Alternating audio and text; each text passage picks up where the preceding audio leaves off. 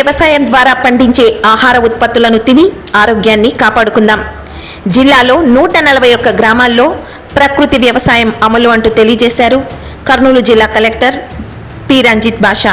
ప్రకృతి వ్యవసాయం ద్వారా పండించే ఆహార ఉత్పత్తులను తిని ఆరోగ్యాన్ని కాపాడుకోవాలని జిల్లా కలెక్టర్ పి. రంజిత్ బాషా పిలుపునిచ్చారు. కలెక్టరేట్లో వ్యవసాయ శాఖ రైతు సాధికార సంస్థ ఆధ్వర్యంలో ఏర్పాటు చేసిన ప్రకృతి వ్యవసాయ ఉత్పత్తుల అమ్మకం స్టాల్ను కలెక్టర్ ప్రారంభించారు. స్టాల్లో ఏర్పాటు చేసిన ఆహార ఉత్పత్తులు, కూరగాయలను ఆయన పరిశీలించారు. ఈ సందర్భంగా కలెక్టర్ రంజిత్ బాషా మాట్లాడుతూ రాష్ట్ర ప్రభుత్వం ప్రకృతి వ్యవసాయం అమలుకు ప్రాధాన్యతనిస్తోందని తెలిపారు. జిల్లాలో 141 గ్రామాల్లో ప్రకృతి వ్యవసాయం అమలు చేసి 18,000 ఎకరాల్లో రసాయనాలు లేకుండా పంటలను సాగు చేయడం జరుగుతోందన్నారు.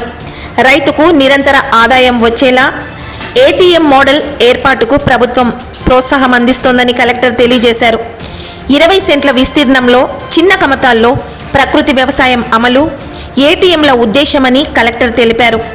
ఏడాది పొడవునా కూరగాయలు, ఆకుకూరల పంటలను సాగు చేసుకుని రైతుకు నిరంతర ఆదాయం వచ్చేలా ఇవి ఉపయోగపడతాయని తెలియజేశారు. జిల్లాలో 500 ఏటీఎం మోడల్స్ సాగు చేస్తున్నారని తెలిపారు. పంటలకు వాడుతున్న రసాయనాల కారణంగా సాగు భూమి నిస్సారమైపోతోందని, నేల సేంద్రియ కర్బన పదార్థాలను కోల్పోయి పంటల సాగుకు పనికి రాకుండా అయ్యే అవకాశం ఉందన్నారు. ప్రకృతి వ్యవసాయ పద్ధతులు పాటించి పండించిన ఆహార ఉత్పత్తులు తినటం వల్ల ప్రజలు రోగాల బారిన పడకుండా ఉండటమే గాక దీర్ఘకాలంలో పర్యావరణం దెబ్బతినకుండా భవిష్యత్ తరాలకు ఆరోగ్యమైన ప్రకృతి వనరులను అందించిన వారమవుతామని ఆయన తెలియజేశారు. ప్రకృతి వ్యవసాయ పద్ధతులు పాటించి పండించిన పంటలకు మార్కెట్లో మంచి డిమాండ్ ఉందన్నారు. దీని గురించి రైతులకు పూర్తి స్థాయిలో అవగాహన పెంచేందుకు తగిన చర్యలు తీసుకోవాలంటూ కలెక్టర్ వ్యవసాయ శాఖ అధికారులను ఆదేశించారు.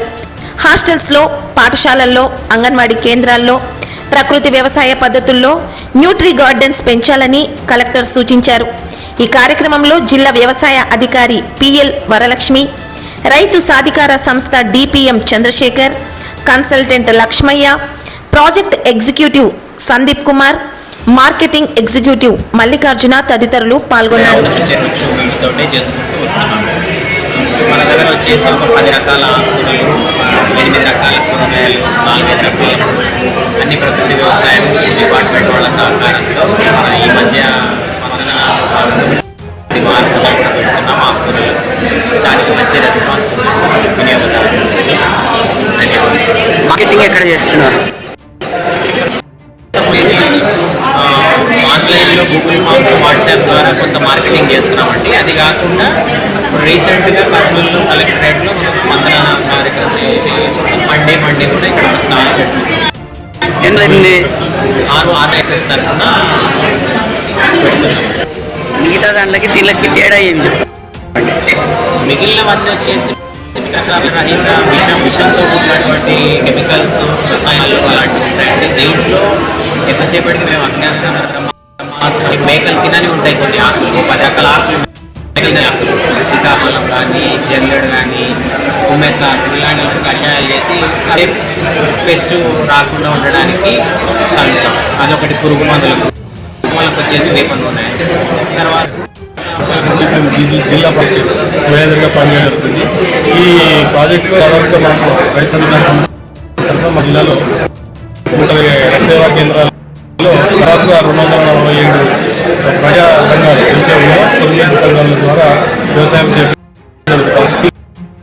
మనం ఇక్కడ చేసినటువంటి మోడల్ ఏదైతే ఉందో ఏటీఎం మోడల్ అనుకుంటుంది. ఏటీఎం మనీ, ఈ ఏటీఎం మనీలో మనకు దాదాపు 10 నుంచి 30 రోజులు వచ్చేటువంటి పంటలు అంటే ఆకుకూరలకు సంబంధించిన పంటలు కూడా పండించుకోవడం, దాని ద్వారా ఇన్కమ్ పొందడం అనేది ఉంటుంది.